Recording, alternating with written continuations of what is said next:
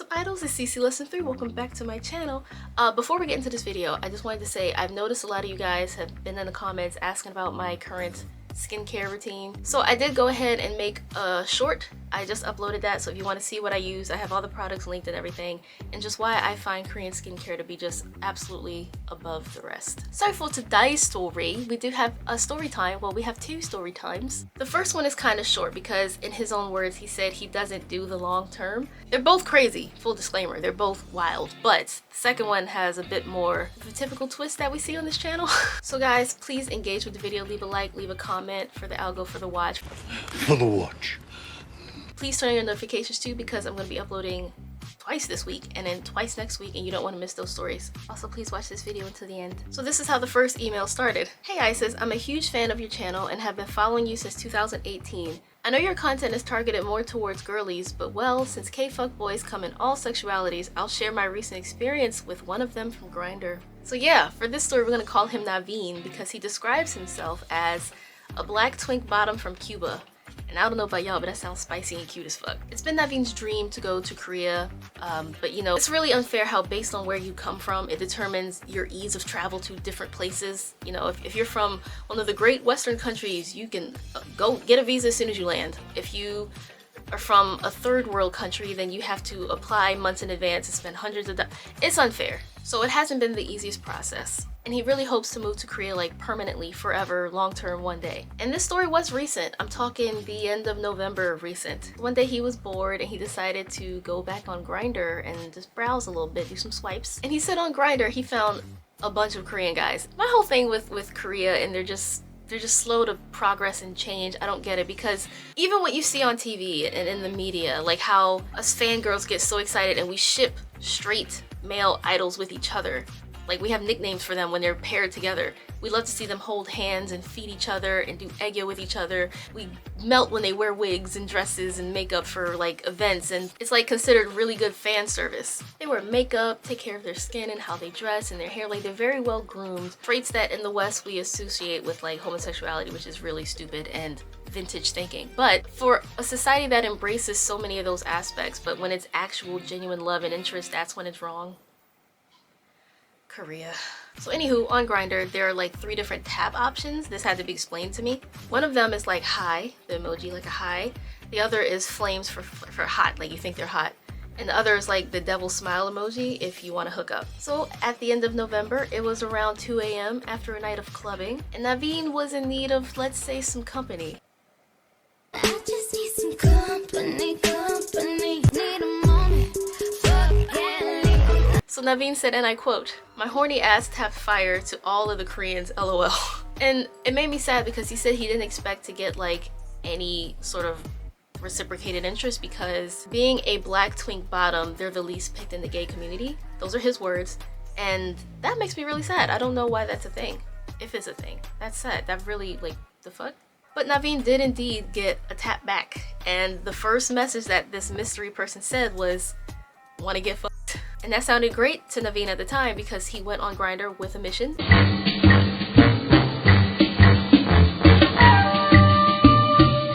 The only thing that was kind of worrisome is he goes to the profile and there are 0 profile pictures. Out of curiosity, he decided to look at his profile and look at his bio and see what's in the bio. So in the bio, it said 190 centimeters tall, muscular Korean top with like the eggplant emoji. With that info taken in, Naveen said, "Hey, can I see a picture of you?" And he did indeed send him a picture, and Naveen said he looked like a tan version of Kwon Hyun Bin.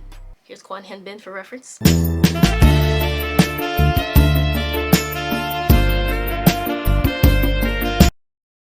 And with that stamp of approval, it was on. He approved of everything he saw and said, "You'll do." So he sent this mystery man his location, and to his pleasant surprise, he was already kind of in the area. It only took him like 10 minutes to get over to his apartment. And when Naveen saw this guy in person, he didn't lie about his height. They were actually his pictures, and he was very muscly, so everything was looking good as advertised. The only downside, he said there was a very strong alcoholic odor emanating from his presence, like homie came over very intoxicated. At this point it's like 2:30 though, and he said he didn't really want to reject him, especially after he made his way to his apartment. So he's like, "Yeah, you know, we can do this, but no kissing. You're not kissing me, I'm not kissing you. Now, I hope what I talk about next doesn't get this video demonetized on this platform because he goes into great detail. He said his tool was surprisingly big and thick. You're thicker than a bowl of oatmeal. And he absolutely loved the fact that his hardware was waxed. Tools. We're just talking about building tools. Yeah, that's it. Yeah. So they do the deed, and this mystery guy knew what he was doing. Like, Naveen was very much into it. He was absolutely enjoying himself, even though this dude was drunk. He said they did some really hot stuff and took advantage of this dude's taller height. His height was useful. I'm not gonna say this part, Naveen, I'm sorry. I will say I did try to like imagine what he was describing for, you know, science. For research purposes. I mean, basically he said he received Mori while they were doing missionary at the same time. I don't know what that means. Someone enlighten me. But this mystery dude did something that was absolutely not okay. They're still in the middle of doing the act. And this guy decided to take off the protection and try to force himself back in. Hey, yo! Hey, yo! So Naveen had to stop him, like, you're not, where you think that's gonna go without the protection? That needs a raincoat back on it. This guy literally tried to force himself back inside. He tried to reinsert himself. So Naveen stopped him again, but this time in Korean. So then this mystery dude laughed and said, oh, come on now, I'm Korean. You look so dumb right now. I don't know what backwards ass sex education or sexual science they have in Korea, but you hear this time and time again where the men there think they can't catch anything or transfer anything or get anything, give anything. I don't know what this is. They really think kimchi is like a one fix, magical elixir. Either they really think this or they think we're dumb enough to believe this. I've heard so many stories of people hooking up in Korea and being told, I don't need that because I can't get anything. I'm Korean, so I don't have anything. Huh? STDs are absolutely a thing in Korea, just so y'all know. Like, they have everything that we have out here. That actually, especially with that mindset, they probably do have something. So with that, Naveen put him in his place and said, like, you're not going back in without a raincoat. So then the mystery guy just finished himself off by himself. And after, he asked Naveen if he could take a shower in his place. He let him take a shower. And then he tried to start a conversation like, oh, so where'd you learn Korean? And then after that, he said, you know, maybe we should stay in touch. And he wanted to, like, keep in contact with Naveen. But he blocked Naveen as soon as he left his apartment. All around me are familiar faces. Why? Tell me why! And Naveen said he was glad he did it because he was gonna do it anyway. So like, you beat me to it, but I was gonna do it anyway. Ever since the whole raincoat removal stunt, like, that is not okay. Not someone you should keep in touch with. Naveen, I really appreciate you sending this story. Like you said, it was on the shorter side, but I can appreciate that. And like you said, fuckboys come in all sexualities. Stay woke, my friends. Now we make our way from Grindr to Tinder.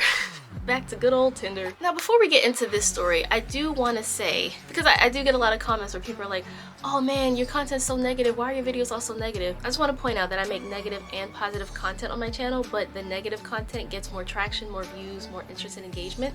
I don't know why, but I do make positive stuff. If you need some positivity, because neither of these stories are it, I suggest you check out Jaday's Instagram and TikTok. She has accounts there called Elmo LaFleur, and she just celebrated her 1-year marriage to a Korean guy. They met on Tinder, and like the caption was cute. It said it all started with a right swipe. So like, if y'all need some positivity, go check that out, Elmo LaFleur. So for today's second effed up online dating story in Korea, it stars Rapunzel as requested by her. Now we know Tinder is pretty notorious in Korea because on the outside we see all this innocent, cutesy, wholesome, eggo-y type of society and culture and content, but on the underbelly they're degenerates like the rest of us, okay? And Tinder reveals that. Expose him! Expose him! Usually you see pictures of shirtless dudes talking about wanting to suck some toes, being a dom, wanting a sub, wanting to be a sub. So with all that, Rapunzel was also curious. She took the plunge, she went to Tinder. And she said she spent a lot of time swiping. Most of the time matches went nowhere, where there would just be no reply, or they would never even send a message to begin with. At first she would only go into Tinder when she was like bored or just like, let's see what's popping over here. But after a while, after being there for a few months, she said, you know, I am kind of lonely. Like, it is lonely being abroad. I'm fucking lonely. Korea Korea is such a couple society, even though they have like this problem going on where like low birth rates and all this stuff. Everything is for couples. It's really frustrating. So eventually she thought, you know, it would be nice to find someone to spend time with, someone to cuddle with, someone to go on dates with. So after trying for a while, she finally got a reply that wasn't about sex right away. She said he was super cute, and based on his profile, she could see that he was athletic, into photography, and his bio said how much he liked to cook. Those are all green as fuck flags. So when he matched her and messaged her, she was like, this has never happened before. His account was verified and it had his Instagram link, so she was pretty confident that he wasn't a catfish, like he was actually this cute guy talking to her. So in this story, we'll call him Flynn, as in Flynn Rider. Let's just stick with Tangled. So his first message was simple, and it said, "Hello, beautiful. I can tell you're not from here." And she made a joke like, wow, you must be a really observant guy. So then he sent like laughing emojis, and the very second message he sent to her was, "It would be really nice to meet you in person." And naturally she was surprised by how suddenly he was asking to meet face to face. So she said, okay, so what's wrong with chatting a bit first? He said, oh, I'm sorry, I'm just a bad texter. So with that message, she just stopped responding to him. And a few hours go by, and he said, hey, are you there? She said, oh, looks like you can text then. That's a good one. I see what you did there. So then he's like, oh, I'm sorry, you're just really, really my style. She said, oh, so what is your style? And all this fool said was foreign. There were multiple fouls during the play. So obviously Rapunzel wasn't thrilled to hear that kind of response. Oh, your type is foreign. Cute. But honestly, she was kind of like, you know, this isn't the best conversation so far, but what's the worst that could happen? Because she was so used to not getting any sort of response at all, and you know, do it for the plot. So then she asked what he meant by foreign as his type, and he just went and just dragged Korean women. He said that they're needy, a bunch of bullshit like cliche complaints about just women in general, but he's saying this is only Korean women. And then he said he's dated Korean women all his life and he wants to try something different. To her, she said, okay, that kind of makes more sense. Don't bash Korean women to prove that you like me. So they kept talking. He asked her what her type was. She's like, oh, you know, respectful, mature, gentleman, knows what they want in life, motivated. So then Flynn's like, oh great, that sounds just like me. That is not correct. So she's like, okay, so yeah, what are some of your goals? And he says he wants to make a lot of money so that he can become independent and take care of his parents. That is a wholesome reply. So they kept talking. They kept texting for the rest of the day, and the next day he asked if it would be okay for them to have a conversation on the phone. She was a little shy about this because, you know, she didn't know how good or natural his English would sound, but also she kind of felt like maybe I could meet him in the middle since he wants to meet and I'm not ready for that. I can at least talk to him on the phone. So the next day they did have the phone call, and she said once she heard his voice, it was over. She said his voice was so smooth, so deep. She quite literally melted. She said it was the sexiest phone call they ever had, and not that they talked about anything sexual, but his voice was so, like, seductive. So seductive. I'll take you to the candy shop. I'll let you lick the lollipop. So anyway, they continued to have these phone calls for the next 2 weeks or so, and then she finally felt like she could be comfortable meeting him in person. But first she wanted to thank him for slowing things down, going at her speed, and understanding that she wanted to talk to him a little bit more before just jumping into a face-to-face meeting. And he said, no, of course, no worries, I totally get it. As a girl, you can't be too safe these days. Trying to sound like he understands our concerns. So then Rapunzel said, I think it would be nice to finally meet you in person. And he's like, oh, are you sure? But then Rapunzel's like, I'm absolutely sure, so when are you free? He asked if she was free in 2 days, which was gonna be on a Saturday, and he told her when to meet. It was supposed to be around like 2, and at what station they were meant to meet at. He said, I knew exactly where I wanted to take you since day one. And she didn't know if that was necessarily a good thing or a bad thing, but we're about to find out, aren't we? So then she's like, okay, cool, see you then, but what should I wear? Like, I don't know what we're doing. He said, just be cute and comfortable. She did feel a lot more comfortable meeting him because at least it was in the afternoon and not like, oh, I'll meet you at 10:30 at night, come on. You know, like that's when it's a little sketchy. But she's like, he wanted to meet me in broad daylight on a beautiful Saturday. That was a positive sign. So skip to the day of the date and the weather's cooperating. It's sunny. It's warm but not hot. And she got there, she was the first to arrive, and she was looking around like, wait, am I in the right spot? Because each subway station has specific exit numbers, so she didn't know if she was at the right one. So she sent him her location and said where she was. And he said, oh, I'm so sorry, I'm running about 20 minutes late.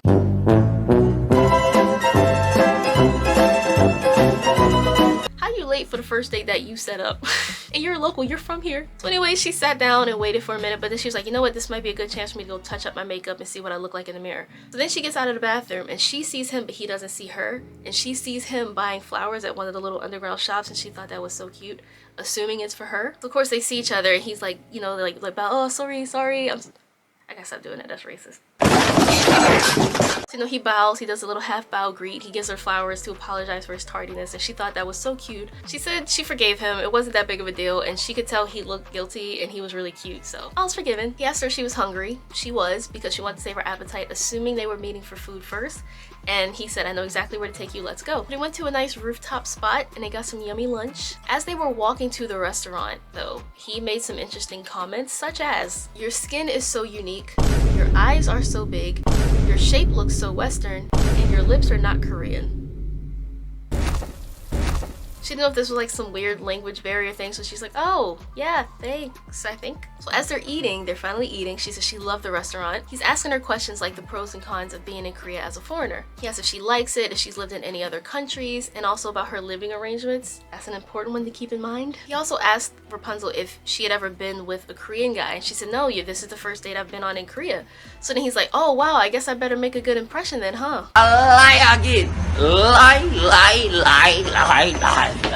This title wouldn't be what it was if he made a good impression, now would it? She started to get uncomfortable because he was asking a lot of questions about her past relationships, their age, their height, their career, the intimate life they had, and yes, the size of their junior. So then she awkwardly tried to change the subject and was like, yeah, I don't really feel too comfortable talking about that. This is the first day that we've met. So he's like, oh yeah, you're right. I'm just sorry. I'm trying to get to know you better and understand what you like. So then she decided to, maybe flip the script on him and ask him these same personal questions. And that was a mistake because he vomited all the details. He spilled all his tea, and at this point, Rapunzel was like, I'm still alive, but I'm barely breathing.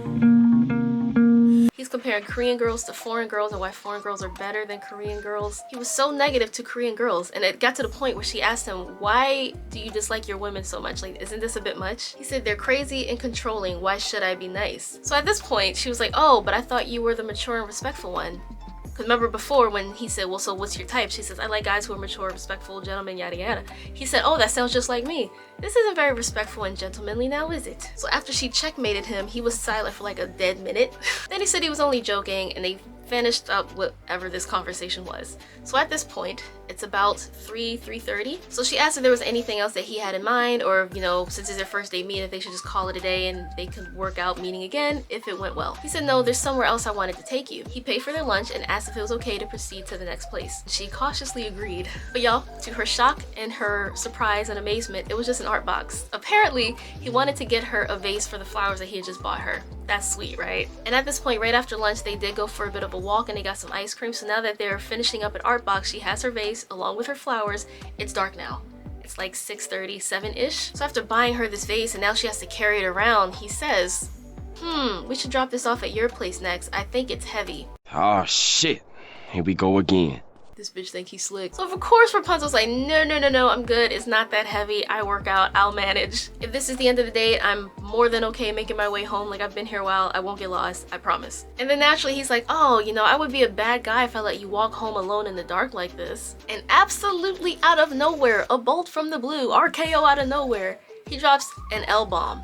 He says, I love you.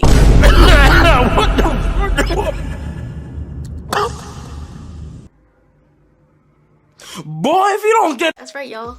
He told her he loves her. At this point, the only thing Rapunzel could do was laugh. Like, what else do you do when the dude you just met today for the first time says I love you? As he's trying to get you to your own apartment. And at this point, everything that she had ever been warned about dating in Korea is happening. They knew each other not even 3 weeks total, and he says he loves her. First date, and he's trying to get to her apartment. He's not even being subtle anymore. So she asked Flynn why he was being so pushy. He said foreigners are more open-minded, so it's no big deal. Hell no. To the no, hell to the no. He straight up said foreigners are easy to her face. And believe it or not, at this point, she's still trying to be polite to him. Wow. So she says she was sorry. And then Flynn took this opportunity to say, if you are sorry, then let me have this experience. Breathe in. Boy. Sir, to what experience are you referring? What the fuck is happening right now? So after a minute, a pause of Rapunzel kind of just trying to understand what he could mean and account for a potential language barrier, she just asked him, what do you mean? What do you mean? What do you mean? And he said the foreigner experience. No. I don't know what the fuck just happened, but I don't really care. I'ma get the fuck up out of here. This shit, I'm out. And with that, it was more than apparent that he just wanted to smash a foreigner. Everything started to make sense. Bashing Korean women, All those weird comments about her skin and her lips and her eyes and her body. Earlier when he asked her if she lived alone and if she liked living alone. So with all this happening, with all this coming to light where it's just like, yeah, he's just trying to hit and quit, she just walked away.